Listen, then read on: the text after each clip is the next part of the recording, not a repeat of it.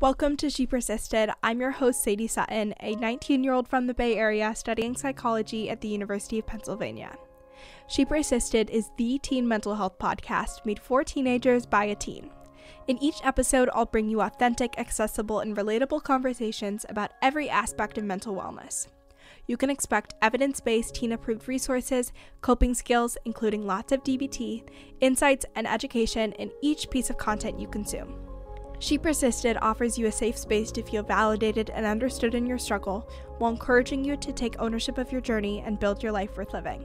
So let's dive in. This week on She Persisted.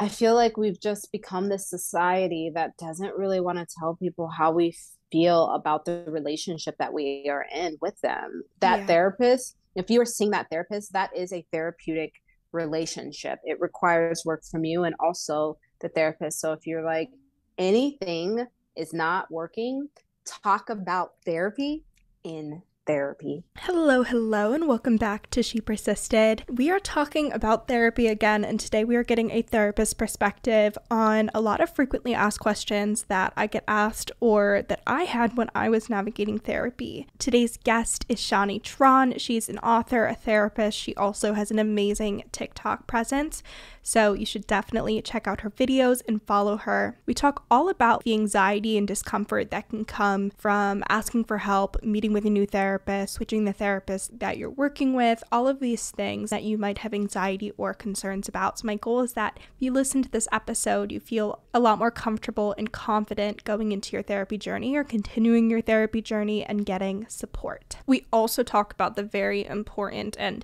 sometimes challenging process of finding the right therapist for you, making sure that you have a good fit with your therapist, that relationship is in a good spot. And if you want to know more about all these topics, she has a book called Dope Therapy, which you should check out, and I will link in the show notes, where she just goes into way more depth on all of these things. She just has such an amazing perspective. I cannot wait for you guys to hear this conversation. And as always, make sure to follow, subscribe, leave a review if you haven't, follow on social media at She Persisted Podcast, and let's dive in. Thank you so much for joining me today, Shani. I'm so excited to have you on the podcast, and I just can't wait to dive into this conversation. Yes, thank you so much for having me. I love talking mental health, so let's get it. Let's do it.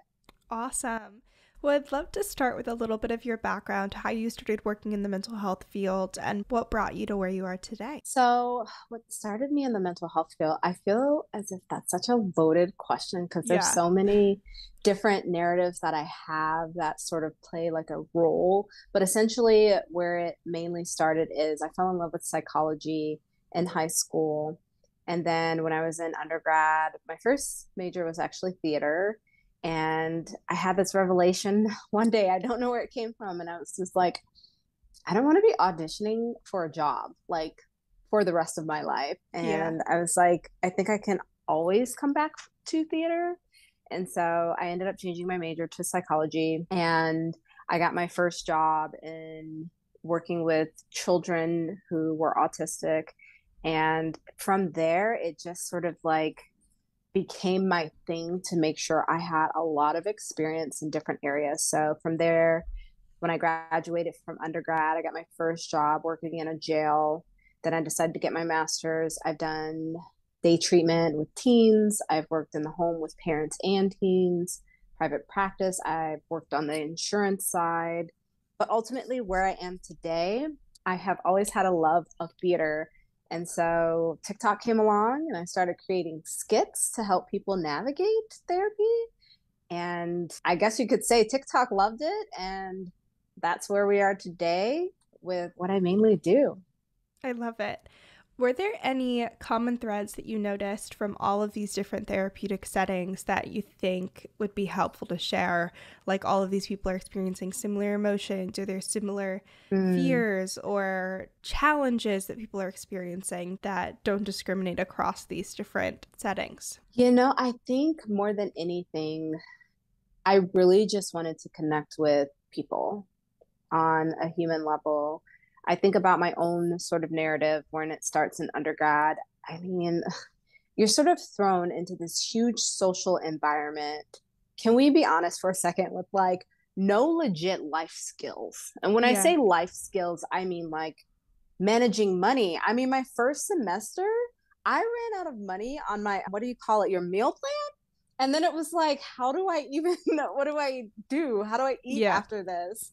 And so for me, it was, I grew up with very strict parents. And so I was struggling with drinking and really just finding myself. And so I went to see a therapist and I didn't really feel seen as a person. And so when I was working through all of these jobs, I really wanted to make sure that I see the person, regardless of like, they are diagnosed with autism, depression, anxiety, if they're a teen in the system. I really just wanted to connect with the human behind all of that. So essentially, I found that in listening and truly listening to people, I found sort of my specialty as far as connecting and helping people find like, what is it that you really feel you want from life that is going to bring you joy that will create happiness.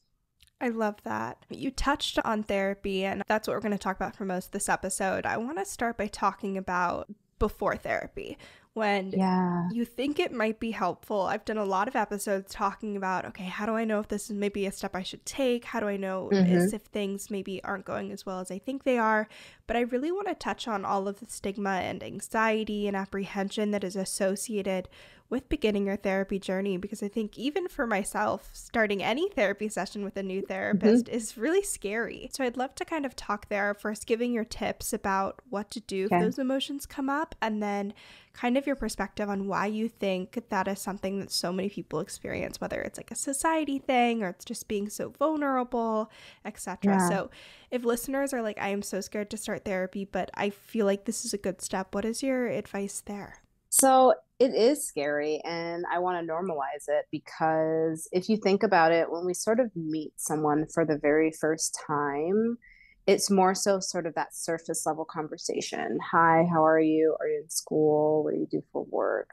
But when you go see a therapist, it's like, tell me, what are your vulnerabilities and what are your weaknesses? What are you struggling with? What do you cry about at night? Tell me, this complete stranger that you don't know. So that's like, I don't know if I trust you. I think that's really the biggest thing that fear comes from when it comes to going to therapy, is I don't know if I trust that coming into this room, that therapist will create a safe place for what I need. That's like one piece of it. And I think another piece of it comes from, what is therapy even like, especially for people that may have never gone, or if they have gone and they sort of had this like experience that tainted therapy for them.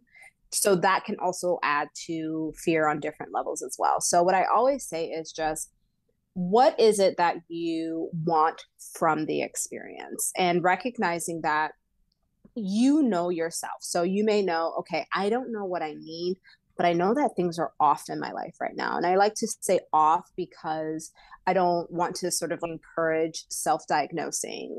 And so it may be like, I'm just not focusing. I feel sad all the time. I want to hang out with my friends, but I don't really text them back. Like, what's going on? So you recognize something's off. And then what have you recognized maybe in the past for yourself that was helpful? Was that, okay, a friend that really listened to me? Was it someone that offered you feedback? Was it someone that made you laugh? And so if you can sort of pick out those little things when you go to read a therapist's profile, look for some of those same feelings that may be evoked when you're reading through the profile. People may read a profile that says, I use CBT or I use DBT. And for someone that knows what those terms mean, so cognitive behavioral therapy or dialectical behavioral therapy, may be like, yes, I know that's what I need. But someone that is like, I don't know what that is, may then want to read profiles that say like, I meet you where you're at. One of the things that I do when I work with my clients is I listen to them, we collaborate together. That may be like, okay, that's what I'm looking for. So you kind of start with what may have been helpful in the past to be able to see if you can recognize that in a therapist's profile when you're reading through it. That's such a great tip. And I think depending on the website, they also sometimes will say like, oh, I have a background in family systems or self-esteem or disordered eating, stress, sleep. Therapists specialize in all of these different things. So if you kind of know going into it, like, this is what I'm really worried about, this is what I want to focus on first, you can totally find a therapist that specializes in that area, has a lot of experience, and you can just hit the ground running and get a lot of great tips and advice and support from the get-go. Yes. And I want to add something to be mindful of is if you go to a therapist's profile, however, and they're like, I do CBT, I do DBT, I also work with trauma, I work with stress.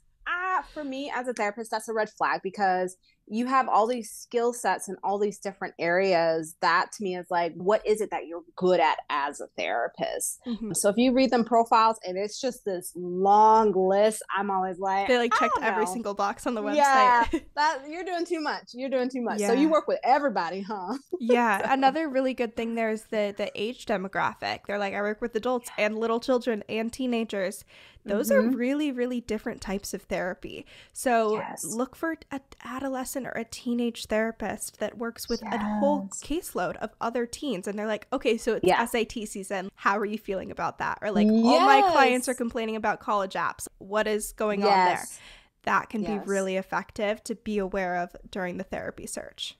Oh, definitely. If you sort of come across a therapist that says they work with trauma, a great question to ask maybe, okay, so you say you're trauma trained and you work with all of these demographics. I want to know, how do you help me, say a first generation immigrant who is 19, who is struggling with trauma? How would you help me? Mm-hmm. That may be helpful to also sort of like weed through that process. 100%. What are your thoughts on why these emotions are so universal with starting therapy? Like that apprehension, obviously you touched on, it's really vulnerable to go in and meet something new. Do you think there is like still stigma that we're experiencing in society, or do you see it more as like the individual emotional block and having this new experience? I feel like it's getting better these days because we're now having the conversations from, within our immediate support groups to schools to corporations, really just like not just having the conversation, but also bringing in the experts to navigate the conversation.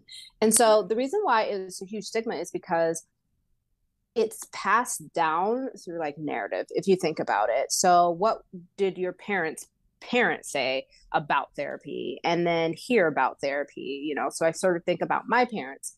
Therapy wasn't something that was an option or talked about in our communities to be like, oh, you're struggling in your marriage, you should go talk to someone. No, that's not what was told. And so if that's not what they're told, how would they know to tell me any different? So I learned about mental health in school. That's where I really learned about how to navigate it. What does it look like to go? How do you advocate for yourself? And even today as a therapist, I'm still learning, and through my learning, educating people.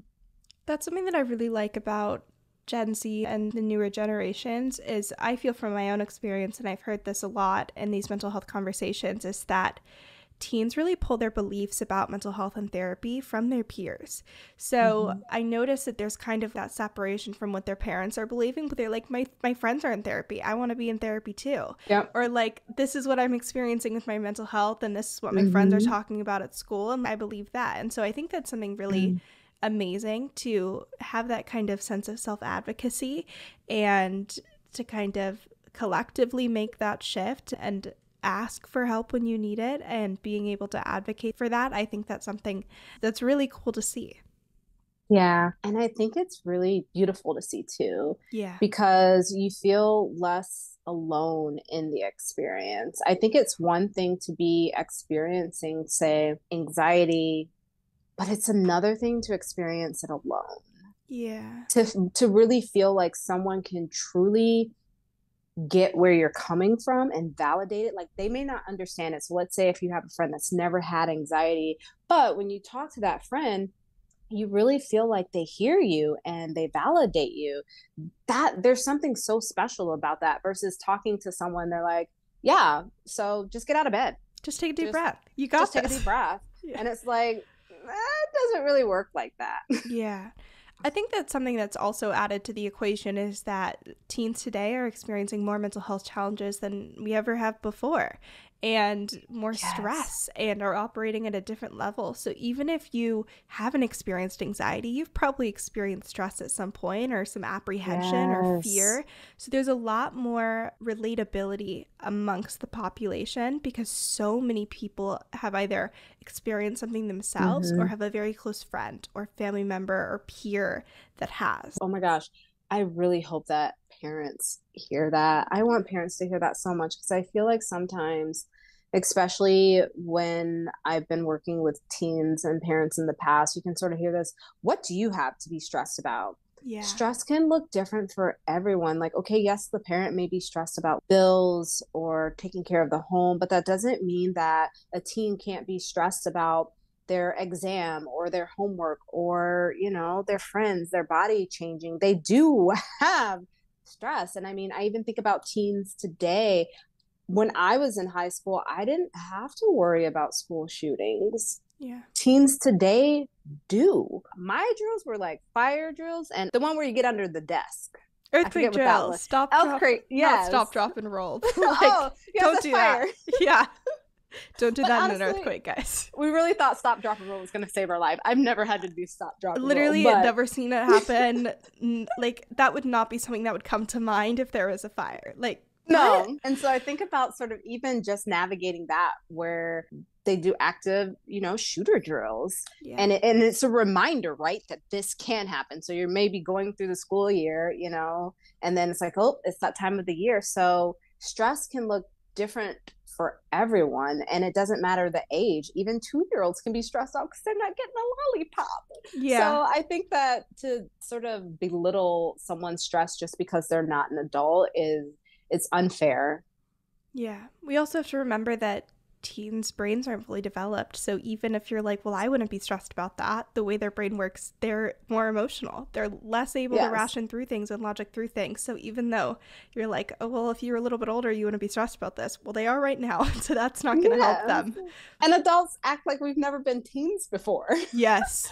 Yes. Hello. Like, if you can just stop and remember what it was like being a teen, I think that'll just change your whole perspective. That's one of the best things about having a teen mental health podcast is I have so many adults on the show, because they can offer so much insight and expertise that teens maybe haven't fully gotten in their life, but can benefit a lot from hearing. But every single time I do these pitch emails and get on these shows, everyone's like, my teenage years are so rough. I'm so glad that I'm able to maybe help someone else through this. Everyone has that universal experience of being a teen was really hard, no matter where they're at now, no matter how great things are now or how equipped they are to navigate their challenges. It's really a universal experience. Yes. And the last thing I'll add to that is I sort of think of adults that were like, oh gosh, no, I'd never do high school over. And I'm like, so you never do high school over, but in the same sentence, you almost say like teens have no stress. Yeah. Let's think about that. Yeah, exactly. Today's episode is brought to you by teen counseling. You guys know I can't have a therapist on the podcast without bringing up teen counseling, because it's such an amazing resource. If you listen to this episode and you're like, okay, I'm feeling less anxious, I definitely want to get support, I feel like I know what to look for in a therapist, but you're also not totally sure where to start, where do I find a therapist? Teen counseling can be an amazing way to find a therapist that fits your needs. If you aren't familiar with teen counseling, it is BetterHelp's branch specifically for teenagers. They have over 14,000 licensed therapists within their online network and offer support on things like depression, anxiety, relationships, trauma, and so much more. They offer text, talk, and video counseling, all from your home, so depending on what level of support you're looking for, they can meet you where you're at. So if you are interested in checking it out, you can go to teencounseling.com/shepersisted. Again, that is teencounseling.com/shepersisted to find a therapist that meets your needs. So the other side of the spectrum, we talked about getting into therapy, we talked about navigating those initial anxieties. I kind of want to go in the complete other direction and talk about what you do when you feel like maybe therapy isn't working and you're like, I feel like I need to try something different. I'm not feeling better. I'm not seeing shifts. What do you do at that point? What are the things that you would want someone to look for other than like, this is just so difficult, I just want to quit? Obviously, that's one perspective. But there is the concept of maybe this isn't the right match of a therapist. And so it's very possible to be in therapy and be like, maybe this isn't the best fit. That is a potential outcome. So what's your advice there of what to look for and then how to proceed?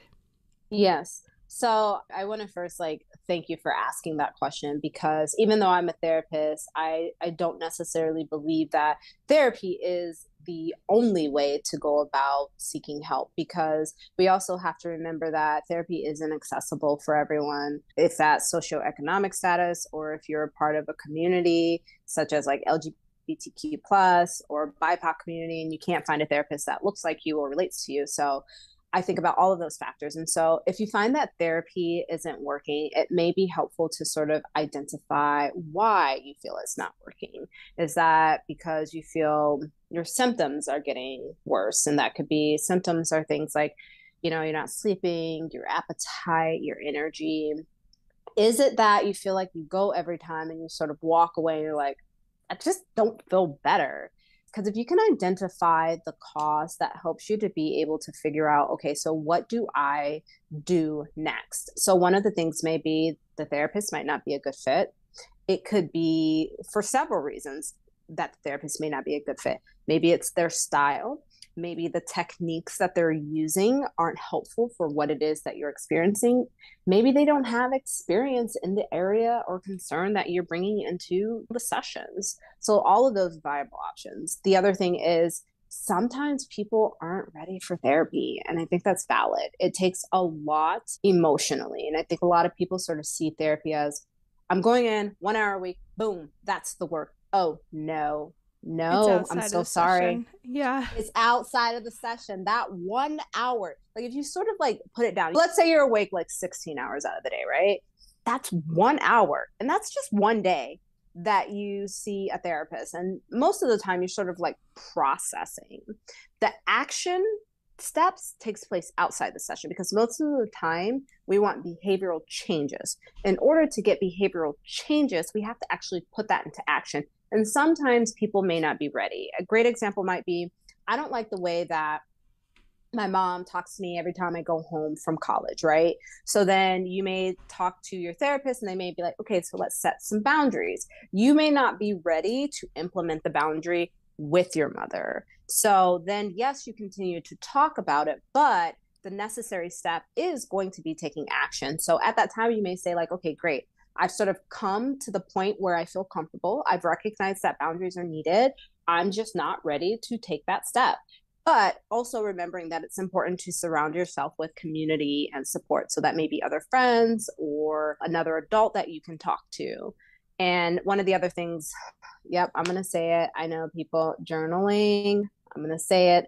Journaling is so important because it gives your thoughts a place to go. And if you're working on yourself, being able to look back and reflect and see where you were, let's just say a month ago, and where you are today, can really help you with like, oh, I've been writing about the same thing for the last month. Nothing has really changed. Okay, where do I see improvements in my life that I can sort of like switch around a little bit?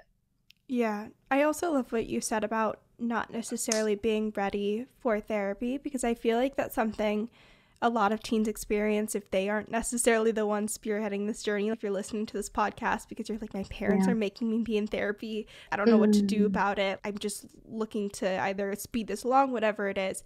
But especially in being a teen, that's something that's really unique that you don't see in a lot of other demographics, whether it's adults struggling with all these different things. If they're in therapy, a lot of the times it's because they're the ones that have advocated for that. As a teen, there is a high likelihood that maybe you weren't the one that made this decision, whether it was a counselor, a teacher, a parent, or a doctor.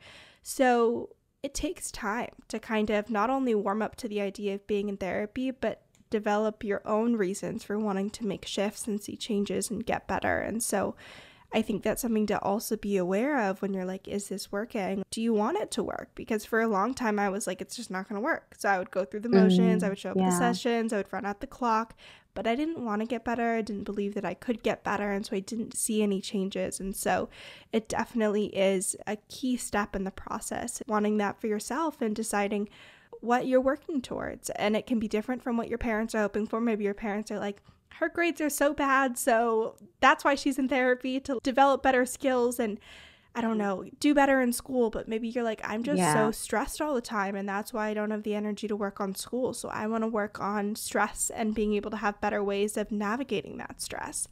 So I think that's another thing to be aware of as a teen. Yeah, and the other thing too that I want to add is it's totally okay to tell your therapist, I actually don't want to be here and my parents want me here, so that the therapist can really hear your side.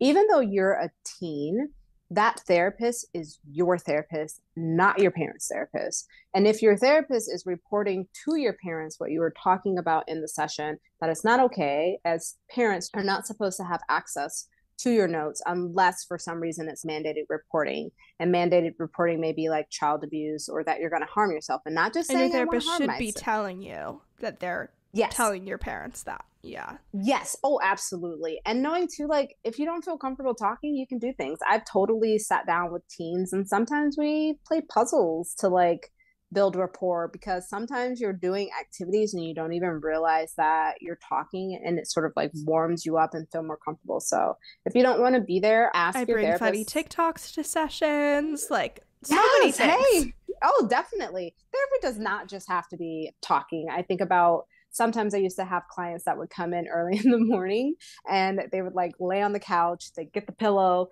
get the blanket, and then I'd let them sort of sit for like 10 minutes. And then it's like, hey, what do you want to do? You want to play a game? You want to do puzzles?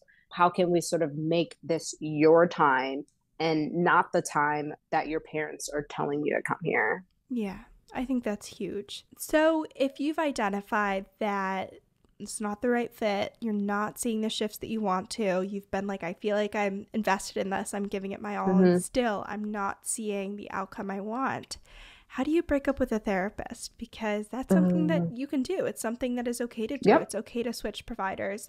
And I feel like most people don't know that. You're like, I have one therapist, rest of my life, that's how it's going to work unless I move or have this crazy change happen. No, you can switch therapists. So I'd love to hear your thoughts on that. How do you navigate that transition? And then what is helpful for you to hear as a therapist? Have you ever had someone, not like ghost, but text me back, I'm done with therapy, bye. Obviously, it's helpful to be here. Okay, like I think this is what I'm going to try and focus on, or I'm going to try some time outside of therapy and then maybe revisit. So what are your thoughts there? Yes. So the first thing that I would say is there's several ways that I sort of see with breaking up with a therapist. If you're someone that knows, okay, this isn't going to work, it's okay to ghost. I want to validate that.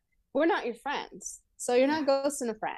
It's a very and your therapist has so many skills to be able to navigate that. Like it's not like some emotionally unstable ex-boyfriend.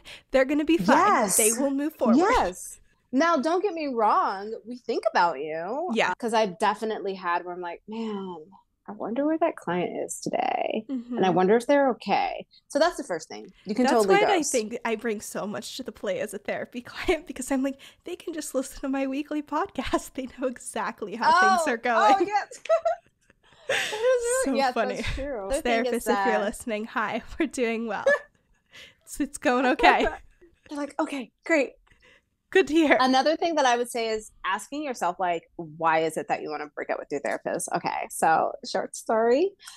I did try to break up with my therapist. So the best way I can describe it is it was a new therapist that I had started seeing, and the way that their scheduling was set up was different than what I was used to. So I, as a therapist, when I get a new client, you get on my schedule and then I just add you. It's just every 2 weeks. It's just a reoccurring appointment. This particular therapist makes the appointment after every session. That's weird. And so I was like, oh, I don't know. So that means like, what if there's someone that you saw yesterday and they're like, I need 5 sessions next week. And then the spots are limited. I don't know. So it's sort of. And like there's a day for therapy. You're like, Tuesday's therapy day. I save up all these emotional things to talk about for Tuesday. And then we reset. That's just how the world works. Exactly. So that for me was different. And then I remember I was like, oh, well, I just want to do a reoccurring appointment. And I remember the therapist, I think, reacting like in a way I was like, oh, you don't like reoccurring appointments. So I made the next session and then I emailed them immediately afterwards. And I was like, hey, I just want to let you know. I was like, all in my feelings. And I was like, I didn't like the way you looked at me when I asked for the appointment. I'm just letting you know, I don't want to work with you anymore. And so you can email them. Here's the thing, though. My therapist was a great therapist. And they were like, no, Shawnee, you can't email me. I'm going to call you about your email that you sent me.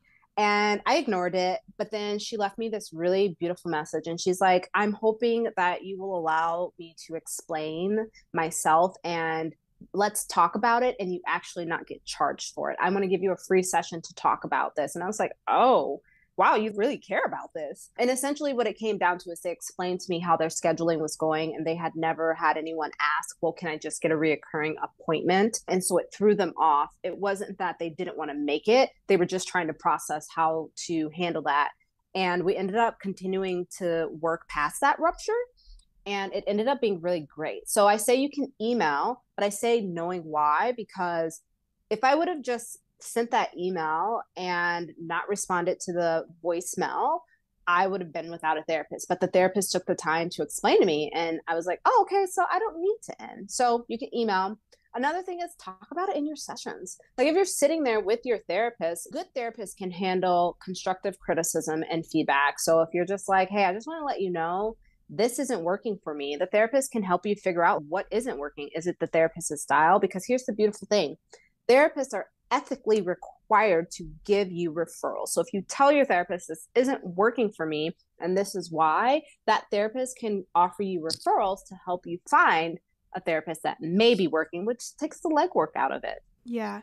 I think also you are using a lot of really great skills to be able to have that tough conversation and set that boundary. And whether it's a phone call or an email or in session, you're doing the therapy work just in that. When you have someone on the other side of the couch or the table or whatever it is, who is really hopefully very effective and has a lot of experience using these skills, but you're building that muscle of having tough conversations, setting boundaries, and advocating for yourself, which is something that's really cool. And I think worth celebrating if you can set that boundary and make that shift.